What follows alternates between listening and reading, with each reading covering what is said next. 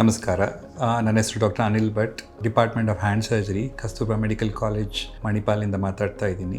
ಇವತ್ತು ಒಂದು ಗಂಭೀರವಾದ ವಿಷಯ, ಎಸ್ಪೆಷಲಿ ಕೈಗೆ ಗಾಯ ಆಗುವಂಥ ವಿಷಯ ಬಗ್ಗೆ ಮಾತಾಡ್ತಾ ಇದ್ದೀನಿ. ನಿಮಗೆ ಗೊತ್ತಿರೋ ಹಾಗೆ ಎಷ್ಟೊಂದು ಜನ ರೈತರಲ್ಲಿ ಅವರ ಬೆಳೆಗಳನ್ನು ರಕ್ಷಿಸೋಕ್ಕೋಸ್ಕರ ಅವರ ತೋಟಗಳಲ್ಲಿ ಮಂಗನ ಕಾಟದಿಂದ ಮಾಡೋ ಟೈಮಲ್ಲಿ ಪಟಾಕಿಗಳನ್ನ ಹೊಡಿತಾರೆ. ಈ ಪಟಾಕಿ ಹೊಡೆದಾಗ ಅದು ಕೈಗೆ, ಮುಖಕ್ಕೆ ಅಥವಾ ದೇಹಕ್ಕೆ ಪೆಟ್ಟಾಗೋ ಚಾನ್ಸಸ್ ಉಂಟು. ಸೊ ಈ ವಿಷಯದ ಬಗ್ಗೆ ಮಾತಾಡ್ತಾ ಇದ್ದೀನಿ. ಸೊ ಈ ಪಟಾಕಿ ಕೈಯಲ್ಲಿ ಹಿಡ್ಕೊಂಡು ಪ್ರಾಣಿಗಳನ್ನ ಓಡಿಸೋ ಟೈಮಲ್ಲಿ ಆಗುವಂಥ ಈ ಗಾಯಗಳನ್ನ ಹೇಗೆ ತಪ್ಪಿಸ್ಬೋದು ಅಂದರೆ, ಒಂದು, ಈ ಲೋಕಲ್ ಪಟಾಕಿಗಳು ಸಿಗುವಂಥದ್ದು ಗನ್ನಲ್ ಅಂತ ಹೇಳ್ತೀವಿ, ಅದು ಕೆಲವು ಸಲ ಸಡನ್ ಆಗಿ ಅದು ಬರ್ಸ್ಟ್ ಆಗೋ ಚಾನ್ಸ್ ಉಂಟು ಕೈಯಲ್ಲಿ. ಸೊ ಯಾವಾಗಲೂ ಅದು ಪ್ರಾಮಾಣಿತ ಪಟಾಕಿಗಳು, ಸ್ಟ್ಯಾಂಡರ್ಡ್ ಪಟಾಕಿಗಳು, ಸರ್ಟಿಫೈಡ್ ಪಟಾಕಿಗಳನ್ನ ತಗೊಳ್ಳೋದು ಒಳ್ಳೆಯದು. ಎರಡನೇದು, ಖಂಡಿತ ಕೈಯಲ್ಲಿ ಅದು ಇಟ್ಕೊಂಡು ಹೊಡಿಬಾರ್ದು. ಒಂದು ಯಾವ್ದಾದ್ರು ಊದುಬತ್ತಿ ಅಥವಾ ಯಾವ್ದಾದ್ರು ಸ್ಟಿಕ್ ಇಟ್ಕೊಂಡು ಅದು ಅಂಟಿಸೋದು ಒಳ್ಳೆಯದು. ಪಟಾಕಿಗಳು ಕೈಯಲ್ಲಿ ಬಿಟ್ಟು ಮತ್ತೆ ನೆಲದ ಮೇಲೆ ಇಡದೆ ಒಂದು ಎತ್ತರದ ಸ್ಥಾನದಲ್ಲಿಟ್ಟು ಅದನ್ನ ಪಟಾಕಿ ಹೊಡೆಯೋದು ಯಾವಾಗಲೂ ಉಚಿತ.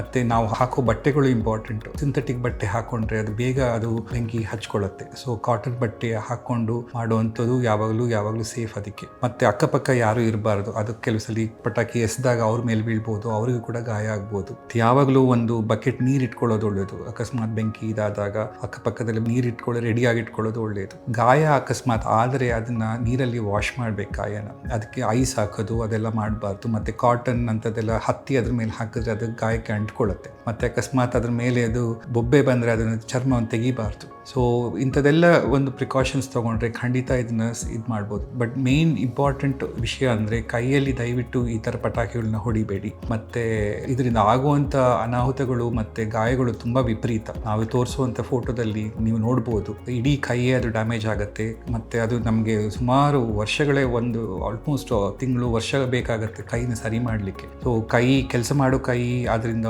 ಆಗುವಂಥ ಲಾಸ್ ಮತ್ತು ಮನೆಗೆ ಮತ್ತು ಸಂಸಾರಕ್ಕೆ ಆಗುವಂಥ ಲಾಸ್ ತುಂಬಾ ಜಾಸ್ತಿ. ಸೊ 2 ನಿಮಿಷದಲ್ಲಿ ಆಗುವಂಥ ಅನಾಹುತ ಇಡೀ ಜೀವನಕ್ಕೆ ಅದು ಎಫೆಕ್ಟ್ ಆಗುತ್ತೆ. ಸೊ ಖಂಡಿತ ಇದನ್ನು ಅವಾಯ್ಡ್ ಮಾಡಿ. ಸೊ ನಾವು ಏನು ಮಾಹಿತಿಗಳನ್ನ ಕೊಟ್ಟಿದ್ದೀವೋ ದಯವಿಟ್ಟು ಬೇರೆ ರೈತರ ಜೊತೆ ಹಂಚಿಕೊಳ್ಳಿ. ಮತ್ತು ಬೆಳೆಗಳನ್ನ ಉಳಿಸ್ಬೇಕು ಅಂತ ಹೇಳಿ ಕೈಗಳನ್ನೇ ಕಳ್ಕೋಬಾರ್ದು. ಸೊ ಈ ವಿಷಯನ ದಯವಿಟ್ಟು ಬೇರೆಯವ್ರಿಗೆ ಹೇಳಿ, ಮತ್ತು ಖಂಡಿತ ನಿಮ್ಮ ಕೈಗಳನ್ನ ಉಳಿಸ್ಕೊಳ್ಳಿ.